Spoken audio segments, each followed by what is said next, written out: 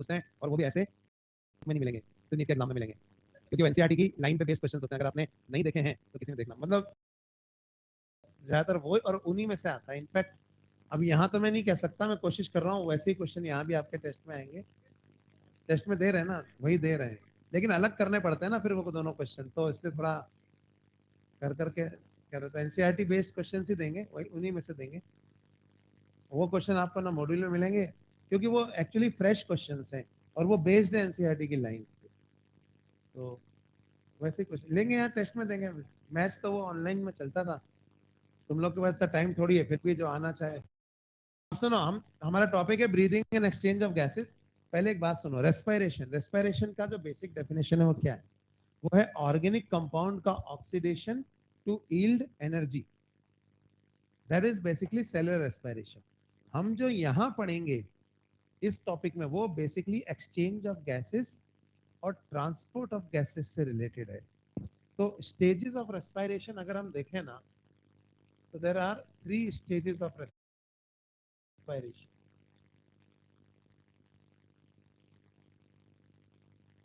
First stage is external respiration.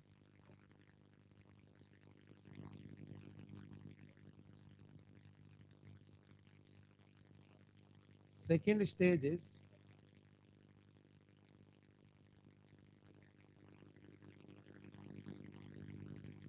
internal respiration, and third is cellular respiration.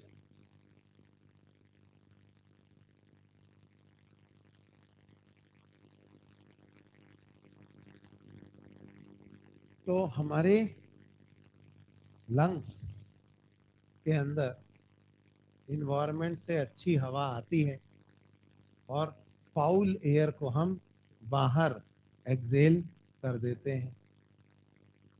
तो environment और lungs,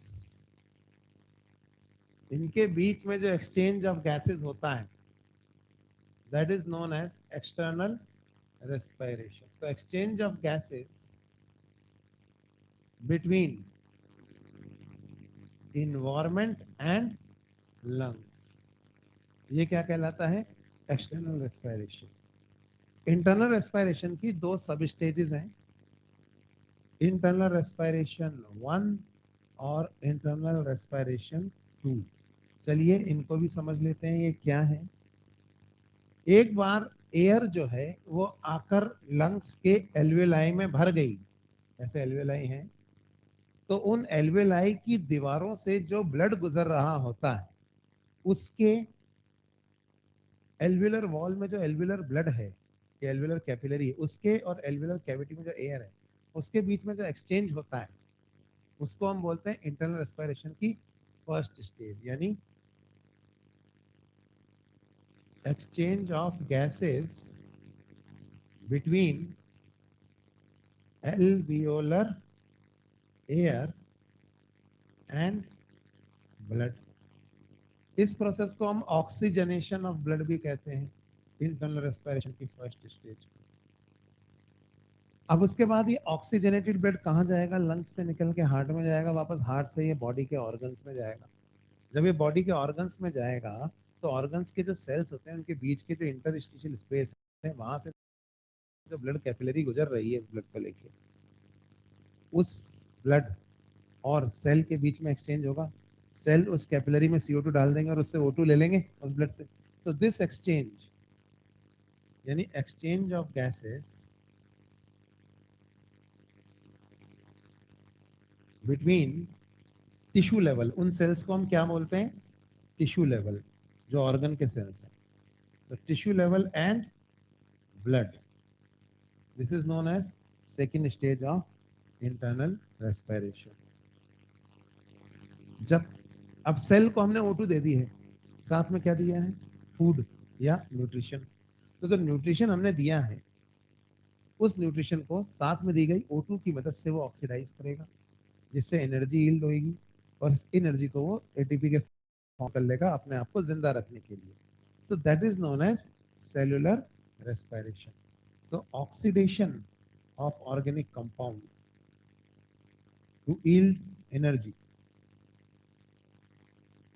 this is cellular respiration. तो ये तो हो गई स्टेजेस ऑफ रेस्पिरेशन, ठीक है।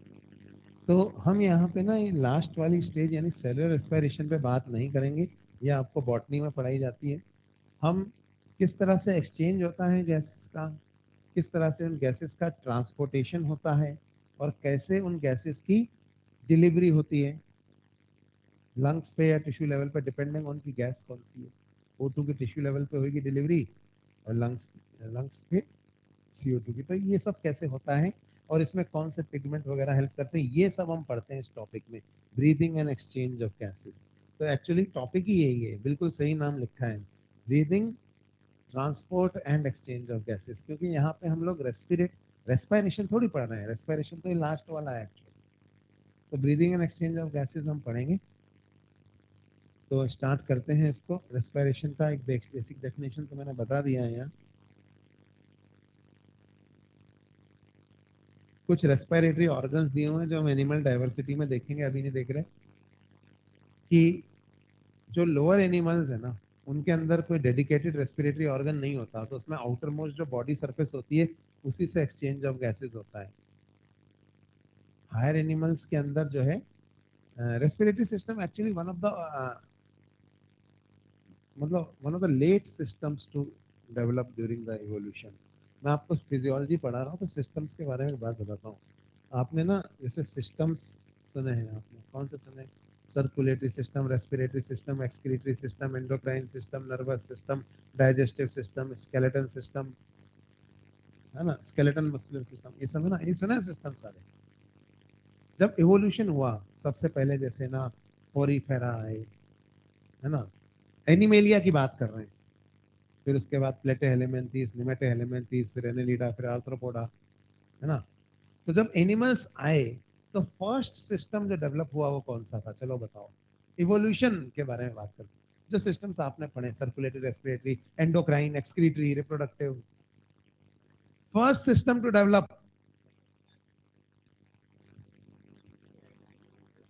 याद रखना, रिप्रोडक्टिव। क्योंकि अगर आप रिप्रोडक्शन ही नहीं कर रहे हो तो आप वंश आगे कैसे बढ़ाओ? नहीं आई बात सर। और ये स्पॉन्ज में ही डेवलप हो गया था, आर्कियोसाइट। थोड़ा सा एनिमल डाइवर्सिटी में ले जाऊं, है ना, वो जरूरी है सिस्टम्स को समझाने के लिए। तो आर्कियोसाइट्स और सेल्स, रिप्रोडक्शन। अब जब सुनो, अब सोचो ना यार, जानवर, किसी को भगवान ने बोला तुझे पृथ्वी पे भेज रहा हूं, आत्मा को बोला तुझे शरीर दूंगा, शरीर, एनिमल का शरीर पृथ्वी पे भेज रहा हूं, और तुझे सिर्फ 5 मिनट की जिंदगी दूंगा, तो तू क्या करना चाहेगा? Digestion, excretion, respiration, reproduction? तो बोलेगा रिप्रोडक्शन, क्योंकि उसको अपना वंश आगे बढ़ाना। तो इसलिए जैसे ही सबसे पहले कौन आए? पोरीफेरा। सबसे पहले ये हम लोग इवोल्यूशन और एनिमल डाइवर्सिटी असल में मैं मिक्स करके पढ़ाता हूँ दोनों, तो वो ऐसे पढ़ाता हूँ। पहला सिस्टम जो इवॉल्व हुआ वो रिप्रोडक्टिव सिस्टम ही था, याद रखना। अब जब रिप्रोडक्शन हो गया, अच्छा बताओ, सेकंड नंबर कौन सा सिस्टम इवॉल्व हुआ रिप्रोडक्शन का? डाइजेस्टिव। अब सुनो, अब जो रिप्रोडक्टिव सिस्टम तो आपको पोरीफेरा में ही मिल जाएगा। उसके बाद पोरीफेरा के बाद कौन आता है? सिलेंट्रेटा। उसके अंदर एक ब्लाइंड सैक प्लान होता है, सुना है आपने? Digestive system. तो वो आत्मा जब रिप्रोडक्शन कर लिया तब उसे भूख लगी, उसने बोला खाना खाऊंगा। दूसरी चीज, पहले नंबर पे तो उसको खाना भी ऑफर कर रहे थे और रिप्रोडक्शन में ज्यादा इंटरेस्टेड था, ठीक है। लेकिन रिप्रोडक्शन के बाद दूसरे नंबर पे अब उसको खाना खाना है ना। और इसी के साथ एक और चीज सेकंड नंबर पे डेवलप हुई, वो था नर्वस सिस्टम, है ना। तो नर्वस सिस्टम लेकिन अभी डेवलप नहीं हुआ है, क्योंकि अभी सिर्फ सेल्स हैं। If you talk about system only, तो सेकंड नंबर पे पोरीफेरा के बाद सिलेंट्रेटा में डाइजेस्टिव सिस्टम डेवलप हुआ। बाकी कोई सिस्टम अभी डेवलप नहीं है, रेस्पिरेटरी, एंडोक्राइन कुछ नहीं डेवलप है। और न्यूरॉन जरूर प्रकट हो गए हैं। और सिलेंट्रेटा के बाद कौन आएगा? तीनों फोरा वो सिलेंट्रेटा की सिस्टर है एक तरह से, प्लेटेहेलेमेंथीज। तो प्लेटेहेलेमेंथीज में अब उसे थोड़ी सी सुध आई। रिप्रोडक्शन देखो, रिप्रोडक्शन और डाइजेशन, इस तक तो उसमें वो सुध ही नहीं ले रहा था अपने दिमाग की, तो मतलब ही नहीं था। ये दोनों चीजें तो बिना दिमाग के भी ये पहले होना चाहिए, फिर दिमाग लगाएंगे। तो रिप्रोडक्शन और डाइजेशन हो गया, फिर उसने कहा अरे यार नर्वस सिस्टम, तो किसमें आया नर्वस सिस्टम? प्लेटेहेलेमेंथीज में पहली बार। और नर्वस, फिर उसके बाद जो उसने खा लिया था तो उसे एक्सक्रीट भी करना था, तो सोलेनोसाइट भी पहले कहाँ प्रकट हुए? प्लेटेहेलेमेंथीज। अभी तक सांस नहीं ली है इसने। सांस लेने पहले रिप्रोडक्शन, फिर डाइजेशन, सांस सांस लेते रहेंगे बाद में, है ना। तो अभी प्लेटेहेलेमेंथीज के बाद कौन आएगा बोलो? निमेटहेलेमेंथीज। तो थोड़ा सा इसको स्केलेटन सिस्टम भी, हाइड्रोस्टेटिक स्केलेटन अभी तक नहीं आया, फ्लूइड अंदर भर रहा है, सीडोसिलोम बन रही है, जिसकी वजह से इसके अंदर हो रहा है। निमेटहेलेमेंथीज के बाद एनेलिड्स। एनेलिड आया ना, तभी भी इसको सांस लेने का कोई वो नहीं, एनेलिडा तक में रेस्पिरेटरी सिस्टम डेवलप नहीं है, ठीक है, ना ही स्केलेटन सिस्टम डेवलप है। तो एनेलिडा में क्या डेवलप है? अब इसको सर्कुलेटरी सिस्टम की सुधाई थोड़ी सी, तो सर्कुलेटरी सिस्टम डेवलप हुआ एनेलिडा में पहली बार। इसके बाद आर्थ्रोपोड में आके इसने स्केलेटन सिस्टम को डेवलप करना शुरू किया विद एक्सोस्केलेटन।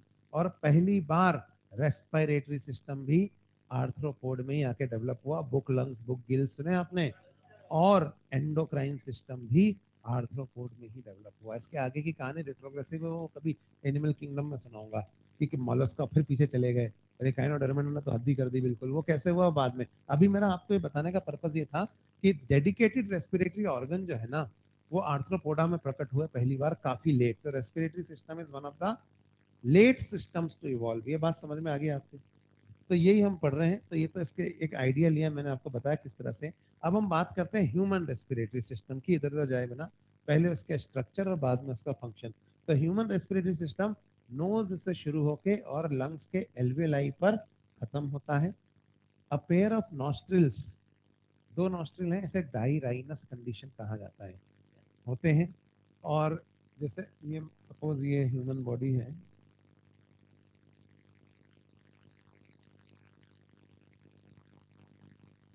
हमने इस तरह का एक डिग्लूटेशन के टाइम डायग्राम बनाया था ना, वही दिखा रहा हूँ यहाँ थोड़ी सी। देखो ऊपर नेजल चैम्बर है, ये नीचे ओरल चैम्बर है। तो यहाँ पे नेजल सेप्टम है, आपको पता है। तो ये जो एरिया होता है ना, जो स्कल के बाहर निकला हुआ होता है, इसे हम बोलते हैं नेजल वेस्टिब्यूल, जिसमें हेयर होते हैं, म्यूकस ग्लैंड्स होते हैं और सेबेशियस ग्लैंड होते हैं, डस्ट को ट्रैप करता है। इसके बाद ये पीछे वाला हिस्सा जो ये प्रॉपर हिस्सा है, इसे कहते हैं नेजल चैम्बर। और यहाँ पे दो इंटरनल लेयर्स या नॉस्ट्रिल्स होते हैं जो कोयना कहलाते हैं, जो खुलते हैं फिर नेजो फेरिंग्स वाले हिस्से में।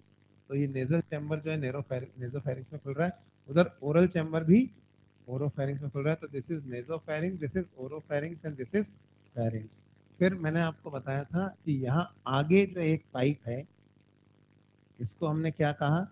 दो पाइप है यहाँ, एक तो पीछे है जिसको हम कह रहे हैं इसोफेगस, और एक आगे है जिसको हमने कहा ट्रैकिया। ट्रैकिया वाले पाइप के ऊपर एपिग्लॉटिस है, ग्लॉटिस ये हमने पढ़ा हुआ था, है ना। तो ये दोबारा नहीं बता रहा हूँ। डिग्लूटेशन के टाइम फूड ऐसे चला जाता है, ब्रीदिंग के टाइम हवा आगे वाले पाइप में क्यों आती है? क्योंकि एपिग्लॉटिस अलग पड़ा रहता है ग्लॉटिस से, और एयर जो है जो यहाँ से पुश हो रही है वो लंग्स में सक्शन प्रेशर लग रहा है तो आगे वाले पाइप में ही जाती है। ये जो नेजल चैम्बर है, इसके अंदर पूरी यहाँ पर और आगे ट्रैकिया में भी pseudostratified ciliated columnar glandular epithelium पाई जाती है, क्योंकि इसमें म्यूकस सेल्स हैं जो म्यूकस सिक्रीट करते हैं। और यहाँ पे नेजल चैम्बर में बोनी फोल्ड्स होते हैं इस तरह के, ऐसे ऐसे ऐसे ऐसे। इन बोनी फोल्ड्स को हम कहते हैं टर्बाइनेट्स या कॉन्का। ये इसलिए होते हैं ताकि एयर जो यहाँ पे फ्लो करे ना, वो ऐसे घूमे और ऐसे घूम कर ये अंदर जाए। एयर कंडीशनिंग हो रही है। हम ये चाहते हैं कि लंग्स में जो हवा जाए उसका टेम्परेचर बॉडी टेम्परेचर के आसपास हो। तो बहुत ठंडी हवा अंदर घूमेगी, अंदर घुसेगी तो यहाँ नेजल टर्बाइनेट्स में ऐसे ऐसे घूमेगी, थोड़ी सी गर्म हो जाएगी, बहुत गर्म अंदर जाएगी तो थोड़ी ठंडी हो जाएगी। और साथ में जब हवा ऐसे ऐसे घूमेगी तो उसका थोड़ा ह्यूमिडिफिकेशन भी हो जाएगा, यानी उसमें थोड़ा सा मॉइस्चर भी ऐड हो जाएगा। इसके अलावा अगर उस हवा में जो अंदर जा रही है उसमें डस्ट है, कोई चीज़ है, तो वो इन टर्बाइनेट या कॉन्का में यहाँ पर ऐसे ट्रैप हो जाएंगी। जैसे मान लो इधर भी खिड़कियां हैं उधर भी खिड़कियां हैं, धूल भरी आंधी चलती है तो हवा तो आर पार हो जाती है, पर कमरों के कोनों में लो प्रेशर पॉकेट्स बन जाते हैं जिसमें कागज या कचरा ऐसे गोल गोल घूमने लगता है। तो वैसे ही जब यहाँ से हवा यूँ जाएगी तो ये एरियाज जो है ना, ये लो प्रेशर पॉकेट्स होंगे जिसमें हैवी डस्ट पार्टिकल्स ट्रैप हो जाएंगे। और फिर यहाँ पे स्यूडोस्टेटिफाइड एपिथेलियम के अंदर गॉबलेट सेल्स हैं जो म्यूकस सिक्रीट करेंगे। अब ये म्यूकस इस डस्ट को अपने अंदर चिपका लेगी और इस धूल चिपकी हुई म्यूकस को सिलिया नीचे की तरफ बीट करते हुए फेरिंग्स में लेके आएंगे ताकि इसे हम बाहर स्पिट कर सकें। तो फेरिंग्स तक तो सिलिया नीचे की तरफ बीट करते हैं, but trachea and onwards cilia ऊपर की तरफ बीट करते हैं ताकि जो डस्ट ट्रैकिया में भी चली गई है उसको भी म्यूकस में चिपका के ऊपर लाया जा सके फेरिंग्स में, ताकि बाहर निकाला जा सके। तो यहाँ पे सिलिया डाउनवर्ड बीट करते हैं और नीचे अपवर्ड। तो इस तरह से ये रेस्पिरेटरी ट्रैक होता है। लेकिन ये जो नेजल चैम्बर है इसमें कहीं कहीं पे एक दूसरी तरह की एपिथेलियम भी प्रेजेंट होती है। इसे कहते हैं श्नीडारियन मेम्ब्रेन या न्यूरोसेंसरी एपिथेलियम। इस एपिथेलियम में कुछ सेंसरी नर्व एंडिंग्स होती हैं जो स्मेल की सेंसेशन को रिसीव कर सकती हैं, और फिर ये सभी नर्व एंडिंग्स मिलकर एक नर्व बनाती हैं, sensory nerve. First cranial nerve, olfactory nerve, जो ब्रेन में आगे ही होते हैं ना, ऑल्फैक्टरी लोब्स, उनमें जाती हैं और स्मेल की सेंसेशन को लेके जाती हैं। जब हमको सर्दी जुकाम हो जाता है तो इस म्यूकोजा में इन्फ्लेमेशन हो जाता है, जिसकी वजह से इसकी सेंसिटिविटी कम हो जाती है न्यूरोसेंसरी एपिथेलियम की, तो हम ज़्यादा स्मेल्स में डिफ्रेंशिएट नहीं कर पाते। डॉग में या शार्क में ये एपिथेलियम ज़्यादा सेंसिटिव और ज़्यादा डेवलप्ड होती है, तो वो ज़्यादा किस्म की स्मेल्स में भी डिफ्रेंशिएट कर लेता है। तो ये तो हो गई बात न्यूरोसेंसरी एपिथेलियम के बारे में और इस नेजल चैम्बर के बारे में। अब नीचे अगर हम देखें रेस्पिरेटरी ट्रैक को आगे, तो पूरे के पूरे रेस्पिरेटरी ट्रैक को हम दो हिस्सों में डिवाइड कर सकते हैं। अब ये दो हिस्से कौन कौन से हैं? एक है कंडक्शन जोन और एक है एक्सचेंज जोन। जैसे एक पेड़ है, उसमें क्या होता है? तना है, शाखा है, टहनी है, छोटी टहनी है। एक जो पूरा ट्री होता है, उस ट्री के अंदर इवेंचुअली जैसे ये ट्री है और इसमें ये ब्रांचेस हैं,